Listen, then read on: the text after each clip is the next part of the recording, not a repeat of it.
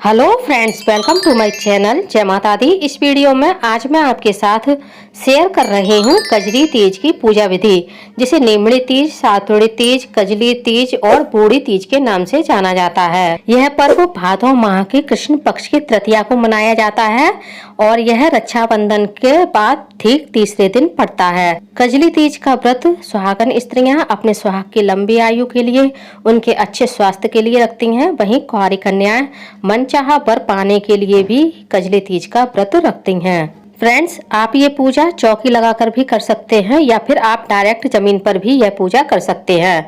पूजा के लिए आपको इस तरह का एक तालाब लेना है जो मिट्टी का बना होना चाहिए। मैंने रेडीमेड मिट्टी का बना हुआ तालाब ले लिया है और साथ ही मैंने नीमड़ी माता भी बनाई है।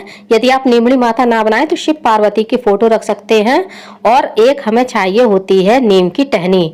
नीम के पेड़ की पूजा नहीं करनी होती है, हमें नीम की टहनी की ही पूजा करनी होती है। मैंने नीम की टहनी को मिट्टी के कलश में लगा लिया है। आप पानी वाले कलश में भी नीम की टहनी को लगा सकते हैं। साथ ही मैंने दीवार पर एक व्हाइट पेपर भी लगा लिया है जिस पर हम मेहंदी की, काजल की और सिंदूर की टिकिया रखेंगे ताकि हमारी दीवार खराब ना हो। अब हम सबसे पहले फूलों का आसन दे करके नीमड़ी माता को चौकी पर विराजित कर लेंगे। अब हम तलाई माता में कच्चा दूध डालेंगे, उसके बाद इसको हम जल से भर देंगे। पहले कजली तीज की पूजा किसी तालाब के किनारे जाकर के सभी स्त्रियां करती थी, लेकिन आज के ज़माने में तालाब भी नहीं है और कोई बाहर जाकर पूजा करता भी नहीं है, तो इस प्रकार से घर पर ही मिट्टी का तालाब बना करके पूजा कर ली जाती है। यदि आपके पास मिट्टी का तालाब ना हो तो आप किसी भी गहरे बर्तन में इस तरह का तालाब बना करके पूजा कर सकते हैं। अब हमने एक दीपक जला लिया है और इस दीपक को हमें इस प्रकार से रखना होता है ताकि दीपक का प्रतिबिंब हमें तालाब में दिखाई दे। तलाई माता को आप मिट्टी से भी बना सकते हैं और गाय के गोबर से भी बना सकते हैं। अब हम सबसे पहले नीमड़ी माता को सिंदूर लगाएंगे, चावल अर्पित करेंगे और जो हमने तलाई माता बनाई है इनका भी हम कुमकुम से पूजन कर देंगे। थोड़े से अक्षत हम तलाई माता में छोड़ देंगे। इस प्रकार से हमें तलाई माता का पूजन करना होता है। साथ ही हमने जो नीम की टहनी लगाई है उसका भी हमें कुमकुम से इसी प्रकार से पूजन करना होता है। अब एक जल का कलश लेंगे, इस पर भी हम कुमकुम की 16 टिक्कियाँ लगा देंगे। फ्रेंड्स, कहीं कहीं 16 टिक्कियाँ लगाई जाती हैं और कहीं कहीं पर 13 टिक्कियाँ लगाई जाती हैं। तो आपके यहाँ जैसा रिवाज हो आप उसी हिसाब से कलश पर टिक्कियाँ लगा लें। कजली तीज की पूजा शाम के समय की जाती है, तो आपको तैयारी करने के लिए बहुत सारा समय मिल जाता है, तो आप आराम से इस व्रत में पूजा की तैयारी कर सकते हैं। अब हम कलश में थोड़े से अक्षत छोड़ देंगे। शाम को जब चांद निकलेगा तब हम इसी कलश से चांद को अर्घ देंगे। अब हम हाथ में थोड़े से गेहूं लेकर के व्रत का संकल्प लेते हुए सारे गेहूं हम माता नीमड़ी के सामने छोड़ देंगे। यदि आपके पास गेहूं ना हो तो आप चावल से भी यह संकल्प ले सकते हैं।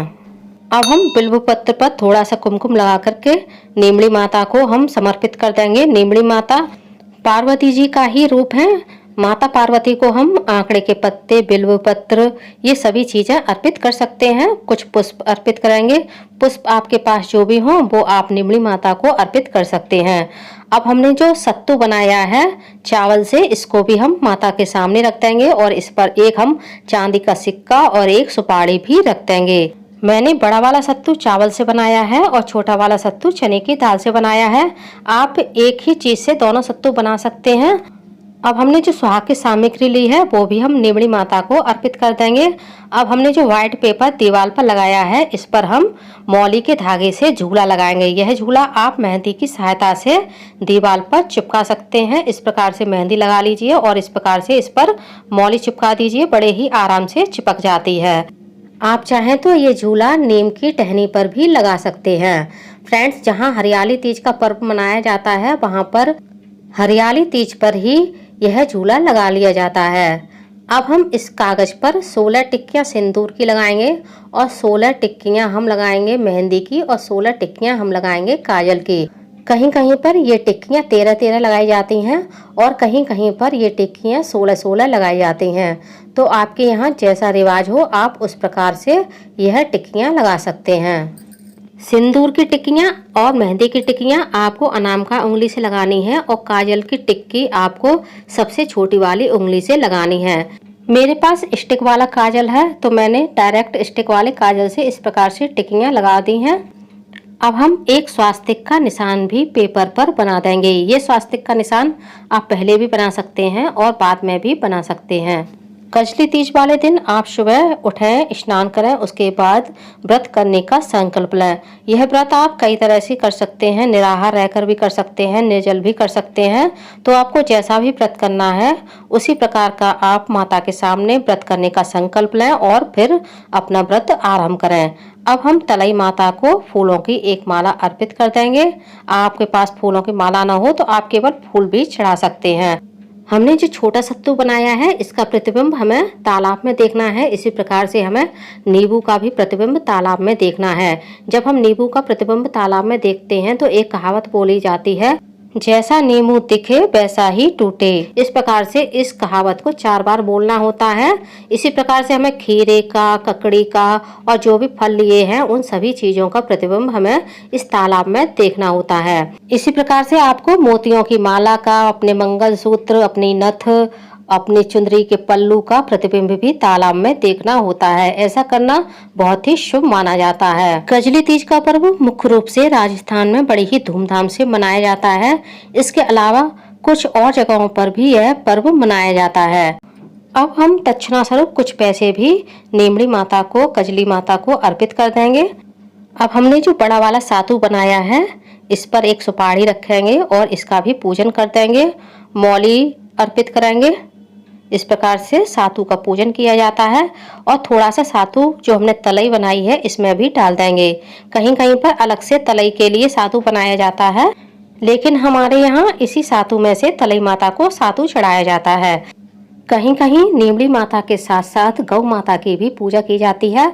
तो आपके यहाँ यदि गौ माता की भी पूजा साथ में की जाती है तो आप कर सकते हैं। हमारे यहाँ नीमड़ी माता के साथ गौ माता की पूजा नहीं की जाती है, लेकिन गौ माता के लिए भोजन और लोई अलग से निकाली जाती हैं। अब हम हाथ में कुछ पुष्प और कुछ अक्षत लेंगे और कजली माता या नीमड़ी माता की हम कथा सुनाएंगे।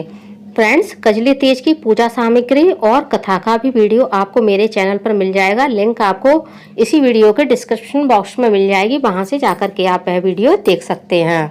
जब हमारी कथा पूरी हो जाएगी तो थोड़े से अक्षत हम नीमड़ी माता के पास छोड़ देंगे और थोड़े से अक्षत और पुष्प हम इस कलश में डाल देंगे, जिससे हम शाम को चंद्रमा को अर्घ देंगे। अब हम नीमड़ी माता की आरती करेंगे। आरती के लिए हम एक अलग से घी का दीपक या फिर आप कपूर से भी आरती कर सकते हैं। तो मैं यहाँ पर घी के दीपक से आरती कर रही हूँ। तो मैंने घी का दीपक बना लिया है और इसको प्रज्वलित कर लिया है।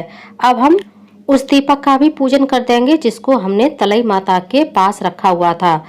इस दीपक की भी पूजा हमें कुमकुम से, अक्षत से और पुष्प से करनी है। अब हमने जो घी का दीपक बनाया है इसका भी हम कुमकुम से, अक्षत से और पुष्प से पूजन कर देंगे। अब हम सबसे पहले नीमड़ी माता की आरती करेंगे। यहाँ पर आप माता पार्वती की आरती गा सकते हैं। तलई की आरती करेंगे और जो हमने टिकियां लगाई हैं उनकी भी आरती कर देंगे और सत्तू की भी हम आरती कर देंगे। इस प्रकार से हमारी नीमड़ी माता की पूजा संपूर्ण होती है।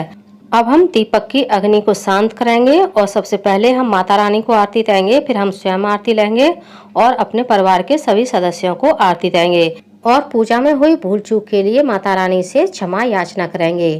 फ्रेंड्स, जो हमने बड़ा वाला सत्तू बनाया है इसे हम अपने परिवार के किसी पुरुष सदस्य से कटवा लेंगे। इसे कटवाना नहीं, बढ़ाना बोला जाता है।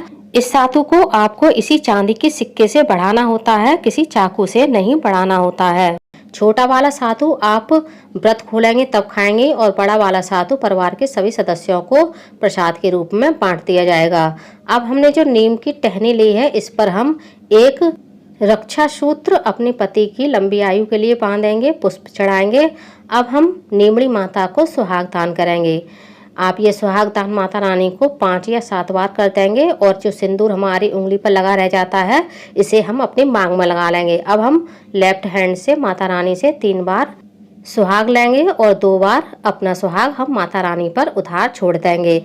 तो फ्रेंड्स, आप लोगों को मेरा यह वीडियो कैसा लगा कमेंट्स करके जरूर बताइएगा। और यदि आप मेरे चैनल पूनम की आस्था पर पहली बार आए हैं तो प्लीज़ चैनल को सब्सक्राइब कर लीजिए, वीडियो को ज़्यादा से ज़्यादा लाइक कीजिए, शेयर कीजिए, साथ ही बेल आइकन को प्रेस कर दीजिए ताकि हमारे आने वाली सारी लेटेस्ट वीडियो की नोटिफिकेशन आप लोगों को टाइम से मिल सके। कमेंट्स बॉक्स में नीमड़ी माता की जय अवश्य लिखिएगा। धन्यवाद फ्रेंड्स। बोलिए नीमड़ी माता की जय, कजली माता की जय।